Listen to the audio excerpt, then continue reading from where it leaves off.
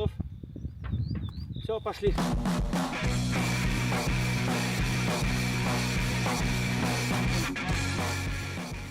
The trenches of eastern Ukraine have, in some part, existed since 2014.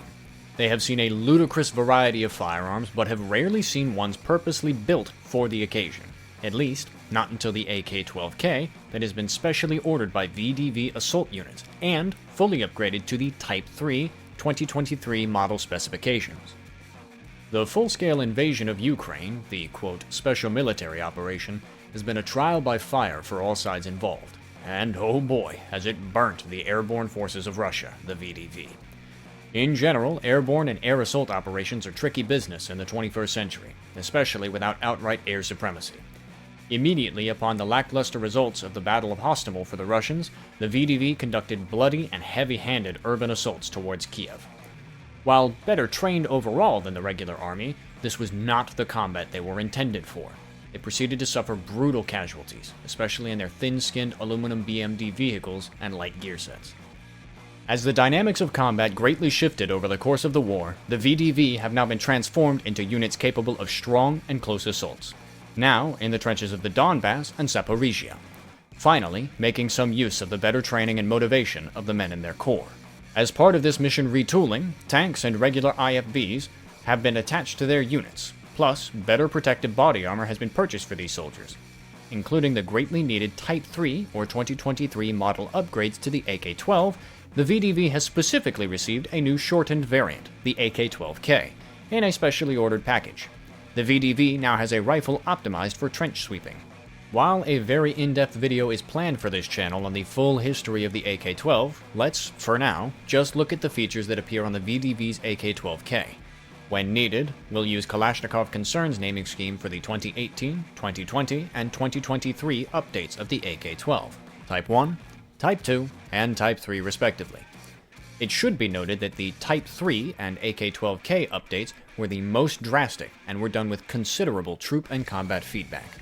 First and foremost, the gun is painted. It now features a decent but not necessarily immaculate camo paint job straight from the factory. The camouflage has red, brownish, and tan splotches on a green base. Kalashnikov Concern calls it multicam, but it really is not similar to that already very well-established pattern. They did show a render similar to Tropic multicam, but that was not the final result.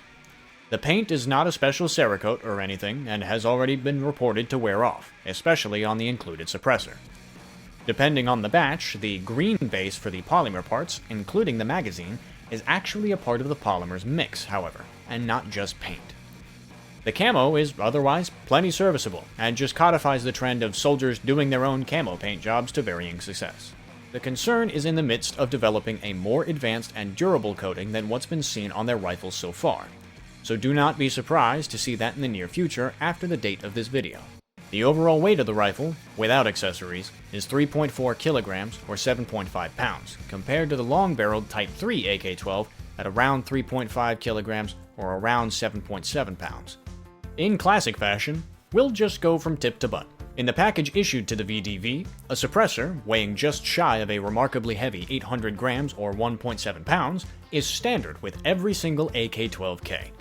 This is quite a big deal, as OEM and official adopted suppressors are quite rare within Russia's ranks, and instead, unit funds, personal funds, and donations have been used to buy lots of aftermarket suppressors, such as Hexagon Tacticals, outside of the official army supply chain. The suppressor's internal design isn't known, but it's safe to say it's of a traditional baffle design, as troops have complained about the back pressure gas with it. Flow-through suppressors, especially sintered ones, are still quite rare in Russia. The suppressor features a proprietary QD mounting system, shared with the full-size rifle, that works with the flash hider under it. The flash hider itself is a short, three-prong design. It offers little to no recoil reduction, and instead is mostly to serve as a host for the suppressor, and to tame the increased flame of the AK-12K's short barrel. It's non-removable, however, just like the muzzle device on the full-sized Type 3 AK-12. This is presumably a cost-cutting measure, and to leave fewer possibilities for an untimed suppressor and baffle strikes. The bird cage on the full-sized variant had a habit of exploding and breaking. However, those reports have stopped after it was discovered that a subcontractor's lack of quality control was at fault. No such reports have happened with the batches of the AK-12K. The defining feature of the variant is the barrel length of the rifle, which, minus the flash hider, is 290mm or roughly 11.4 inches. This makes it pretty comparable in roll to the old SOCOM favorites, the 10.3-inch Mark 18s. Despite being an intermediate caliber, the barrel length makes sense to accommodate for the suppressor, and the rifle's sole mission set is to clear the tight dirt trenches of the Russo-Ukrainian War. This compounds in CQB with one of the 5.45 AK's few slight advantages over the typical M4. They have easier full auto controllability due to the combination of their weight, intermediate caliber, and slower fire rate. The reduction in the effective range of the rifle is not worrisome in the current conflict, as thermal-scoped belt-fed machine guns, FPV drones, artillery, and other fire support handle that gap much better than can be expected of any rifle. To fit onto the shorter barrel, the gas system has also been shortened. While longer than in the AKS-74U, compared to the full-sized AK-12 or even the carbine AK-105, the piston is shorter, the gas tube is shorter, and the gas block is further back. While necessary for the overall concept, this is on top of the suppressor overgassing a platform already known for being overgassed. While the AK system's famed durability can handle the increased bolt velocity, and the weight can handle this increased recoil impulse, as previously mentioned, the soldiers issued the rifle are starting to complain about the gas and carbon blowback into their faces. At the least, it does mean the rifle will chew through the notorious mud of the trenches easier. The handguard on the rifle, made of heat-resistant polymer, is the same as the Type 3 model. The practically free-floated bottom half slots into the top and is held by a spring-tensioned pin in the receiver. Inside is a thin metal heat shield and the disassembled cleaning rod. It features Picatinny on the bottom and Kalashnikov Concern's proprietary mounting system for side rail sections. The top bit is no longer easily removable, as it's pinned in place to a welded collar around the gas tube. This was done to prevent the migration of the Zero of any mounted laser aiming devices. The railed dust cover's retention pin was also redone and beefed up on the Type 3 AK-12s to better retain its Zero compared to the older models. The rear sight is height adjustable and, as of the Type 3 model, can be flipped between two diopter holes. One setting is of a small diameter for precision shooting, and the other is larger for faster target acquisition in closer settings or low light situations. The most significant ergonomic upgrade, developed through Kalashnikov Concern's internal AK-EVO program, is the ambidextrous selector. It has been reduced back to only 3 manageable positions, with the inadequate 2-round burst dropped. While somewhat emulating an AR's selector, on the right side, it still has a familiar AK ejection port cover for when the rifle is in safe. Besides the aforementioned changes to the piston and the omission of the burst mechanic, the rifle's internals are mostly standard for a 5.45 AK, though the Type 3 upgrades did notably introduce a mechanism to brace the bolt carrier forward while in safe. This is to prevent the bolt carrier from moving back due to the recoil of a GP series underbarrel grenade launcher. The pistol grip is the same as on both the Type 2 and Type 3 AK-12s, with the mag release housing and trigger guard made integral. Inside is the rest of the cleaning kit. It also features the side-folding stock present since the Type 2 model and includes the attachable cheek rest introduced in the Type 3 upgrades. The cheek rest was quite rarely included in orders of the full-size Type 3 for the rest of the Army, however it is delivered for all of the AK-12K VDV rifles. The order is also a significant milestone for the Russian Army, as every rifle comes with a red dot sight by default. The small kilometer is the RSC from the Belarusian company Belomo, and of a decent footprint. However, frankly, it sucks. The manual of the red dot calls for constant re-zeroing, including after just, quote, 3 to 5 shooting sessions, and to stay vigilant about point of impact shifts, which does not inspire any confidence. It also features a very heavy blue tint, as is typical of low-quality Eastern red dots, and even some chip reflection. This is why a fair few of the rifles are seen with other, higher quality red dots, or some soldiers just don't even bother, and instead stick to the iron sights, for this reason and other more questionable reasons. The rest of the kit includes 8 6L23 SV01 AK-12 pattern magazines, 2 more than standard orders, a 6CH64 foregrip, AK-12 style side rails, and a 6SH124 rifle sling. all in green with painted camo splotches on the magazines. The development of the rifle occurred under the codenamed Malik K 5.45 R&D program. Its full name was Development of a Shortened Kalashnikov Assault Rifle for the 5.45 by 39mm cartridge, in accordance with the Russian Ministry of Internal Affairs. Besides just the Type 3 upgrades, the AK-12K was also based on the earlier Type 1 AK-12K from 2017, the AK-EVO program AK-12K SPK from around 2021, and the AK-19 CQB model from 2023. The two former examples featured slightly longer barrels, and the gas systems were the same length as the regular AK-12 variants. They were much more akin to the layout of the AK-105 carbine. No shorter barrel variant exists for the Type 2 AK-12, however, pictures showing almost that do exist. These are all from Ukrainian soldiers, who have chopped the barrels down themselves, as they are only allowed that opportunity with captured weapons. Kalashnikov Concern announced the existence of the AK-12K in January 2025 and showed it off at IDEX shortly after. However, a very early 5.45 prototype has been spotted as early as January 2023, featuring the shortened gas system and barrel.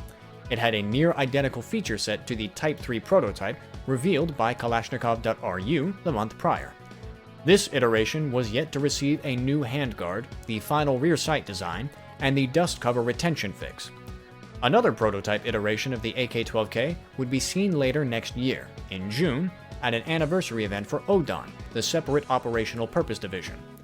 ODON is under the MVD, the Ministry of Internal Affairs, who as previously mentioned were at this point the patrons of the AK-12K's development, though funding was still the Concern's initiative.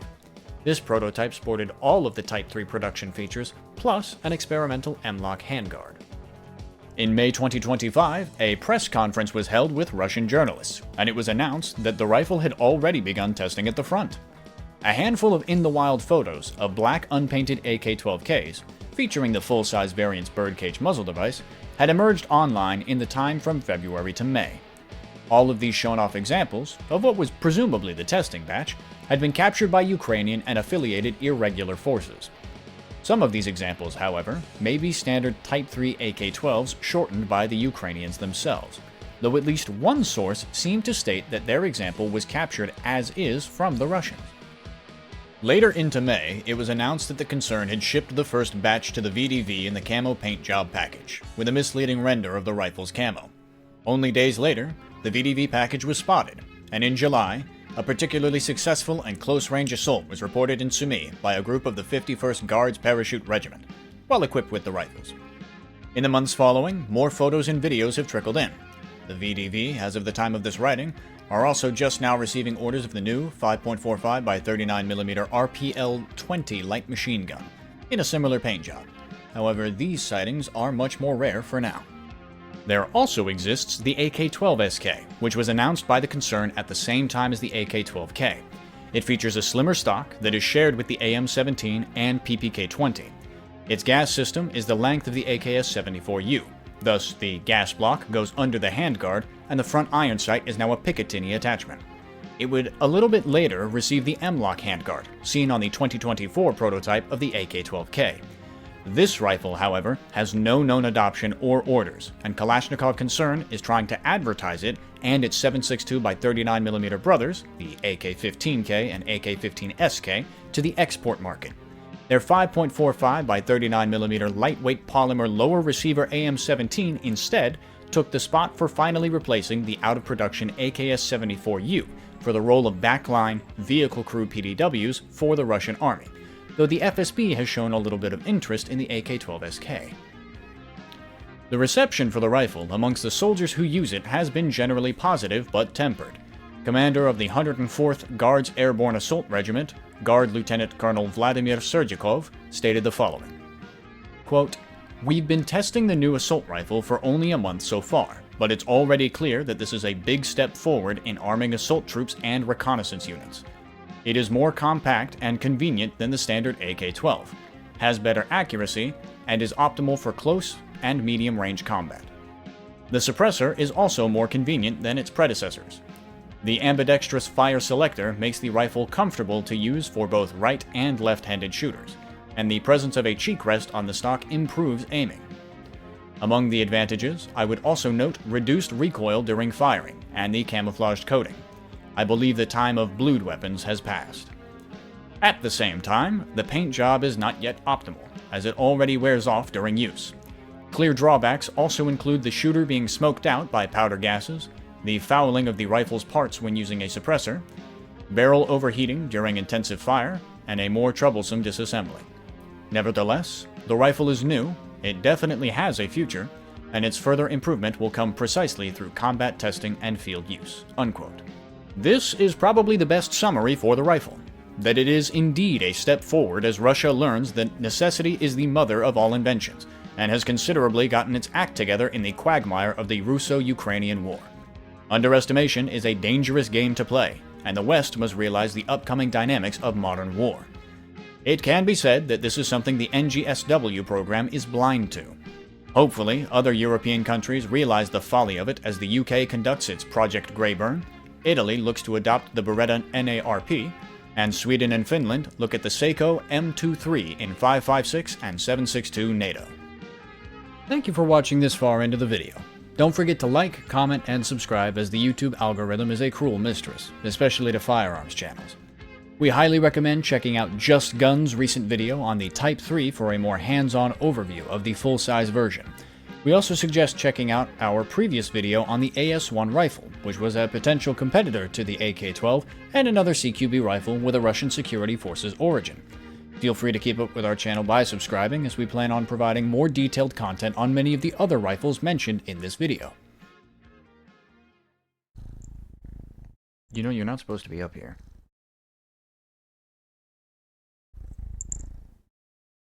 Okay.